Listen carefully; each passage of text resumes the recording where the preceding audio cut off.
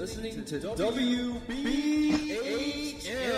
Digital Broadcasting, the best paranormal talk only on Paranormal Experience Radio.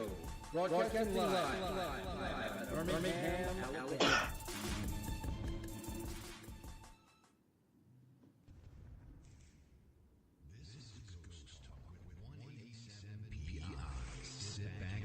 Yourselves for an adventure into the paranormal world with host Shelley Robertson and 187 PI research team. Ghost Talk is broadcasting live from Ohio's most haunted jail. Listen as they delve into the history of the old and haunted Paulding County Jail, where some of the residents still live within its walls. Learn about their ongoing research at the jail and abroad, investigation techniques, and their personal encounters. Here is your host of Ghost Talk and 187 PI founder, Shelley Robertson.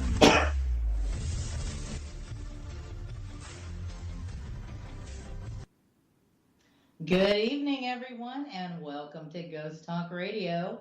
We have a fantastic and interesting show planned for you tonight. As always, we are coming to you live from the haunted old Paulding County Jail in Paulding, Ohio. We invite all our listening friends to join us in our interactive chat room at wbhm-db.com.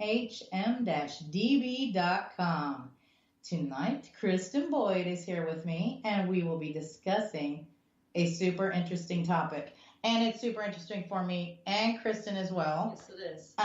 And it's haunted crime scenes. We also have photos of the locations we will be discussing tonight at our Ghost Talk Radio Facebook page. Just use the search feature at Facebook, type in Ghost Talk Radio, and we'll pop right up. Hello, Kristen, and welcome. Hey, everyone. It's great to be here. It absolutely is. And this show tonight is right at both of our alleys. You have a degree in forensic science.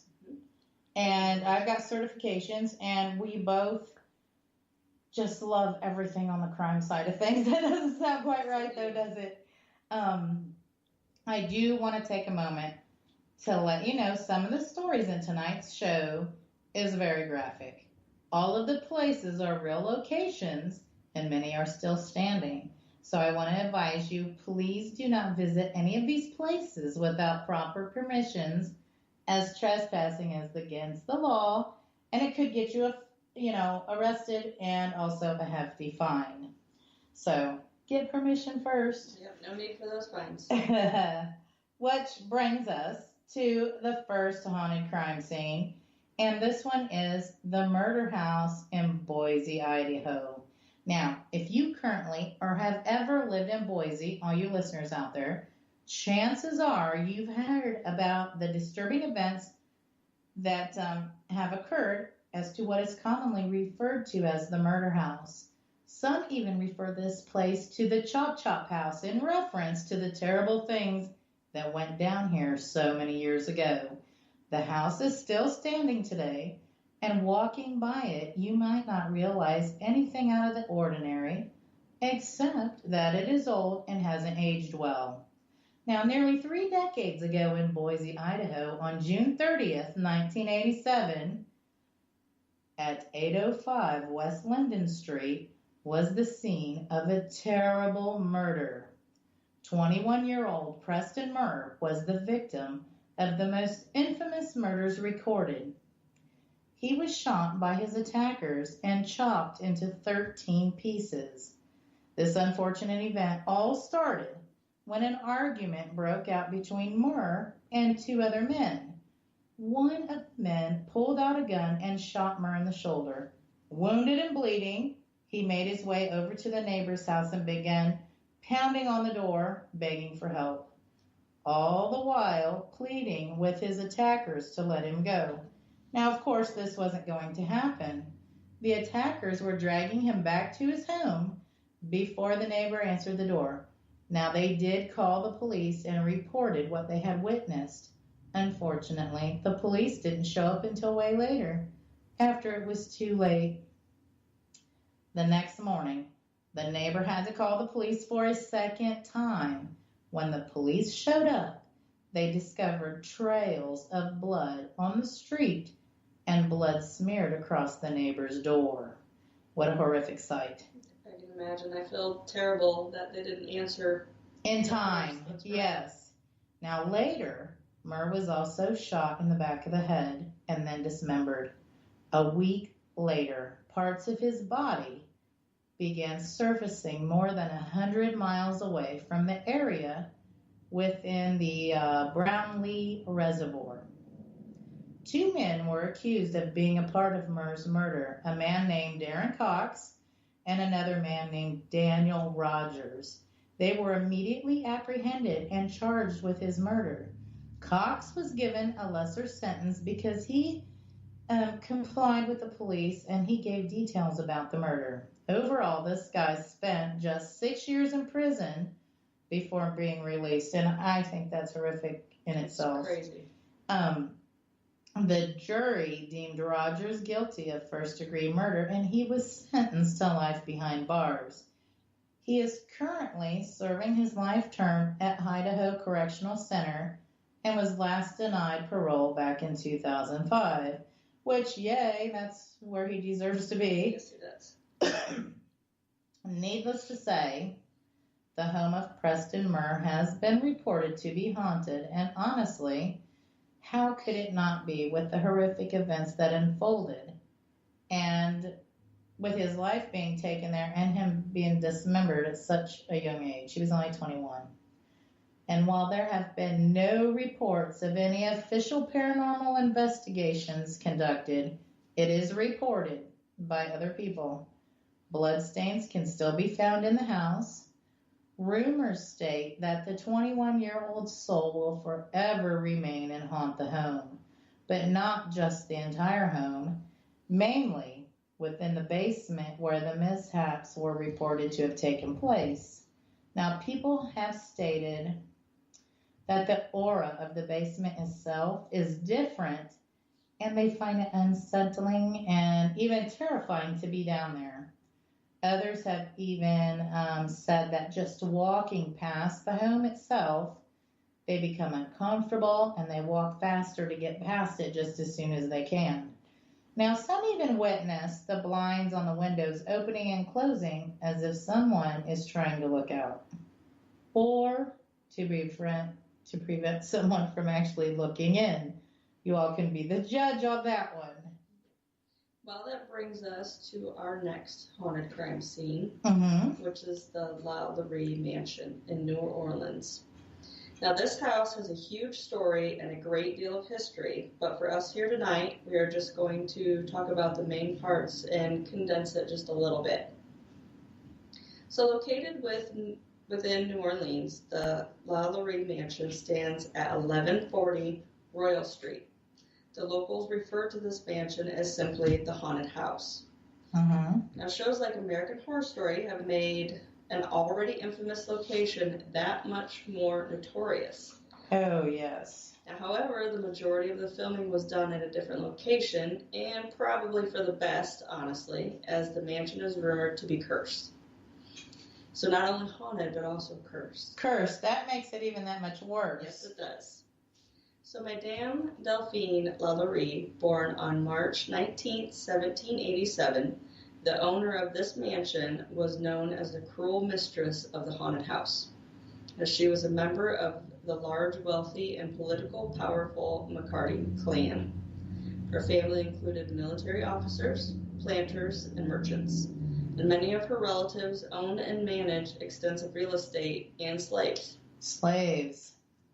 And as her surname indicates, which was McCarty, her family originated in Ireland.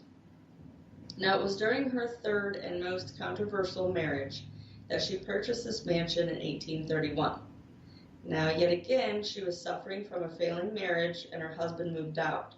And it was said that losing her third husband reportedly drove her mad, and rumors began to spread that she was being cruel and harming her slaves. And maybe it was that after that third marriage, she just couldn't take it anymore. She's probably hard to live with. It sounds like it after 3 marriages. Well, however, it was an incident in 1833 when a young slave within the household fell to her death in the courtyard that all eyes finally turned to Delphine. An investigation was held by the council, and it was decided that all her slaves were to be set free. Unfortunately, she actually began to purchase them all back one by one, and things stayed quiet until one horrific night in 1834. Oh. So, on April 10th, 1834, a fire broke out within the mansion. The fire not only destroyed part of the house, but it also brought to light the 7 slaves who were starved, tortured, and chained within the upper part of the building.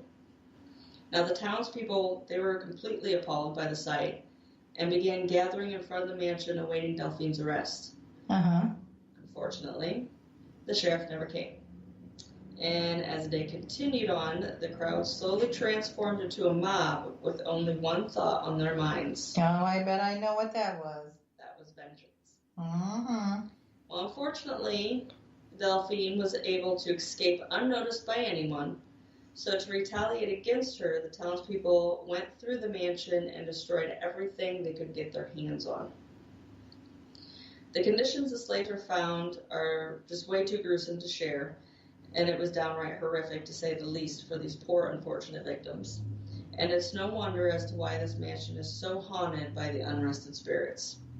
For almost 200 years, there have been reports of paranormal activity coming from this house. Reports of moaning coming from the room where the slaves were kept and tortured are very common. Phantom footsteps also echo through the mansion and are frequently heard as well.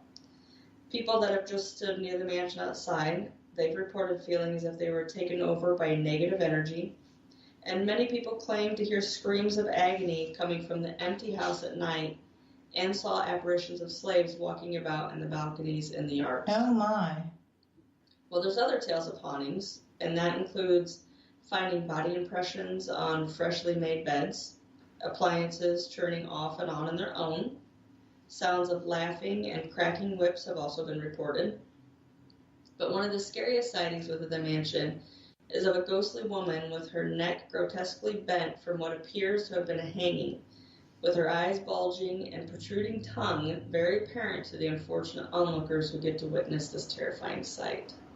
Yeah, I think that would be terrifying, and I have no doubt that that place is probably haunted beyond belief. Now, you know, we had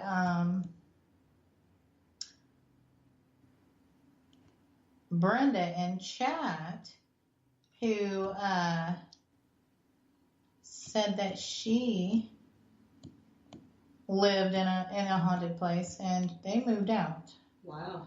So depending on what types of hauntings. Yes.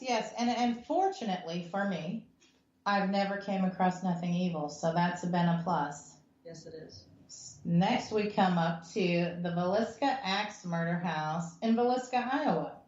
Now, this one is also a huge story, and it has a ton of history.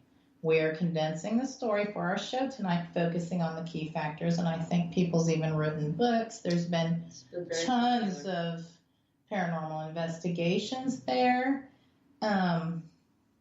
It was in June of 1912 in the small town of Villisca, Iowa. The Moore family and their 2 children, actually, no, they had 4 children, and there was 2 children staying with them. It's like, yes. Yeah, so there were 6 children altogether, as I recall. They were brutally murdered in their sleep by being bludgeoned to death by an axe. In total, that's right, it was 2 adults and 6 children were killed that night. The horrific event went unnoticed until the following morning, when a neighbor realized that the Moores had not yet been outside to do the daily chores, and it was unlike the family to do this. So the neighbor decided to go next door and to check on them, but after knocking on their door repeatedly and getting no response, they truly began to worry and decided they should call the brother of the family. When the brother showed up and unlocked the door to check on them, he found such a gruesome sight and asked that the neighbor immediately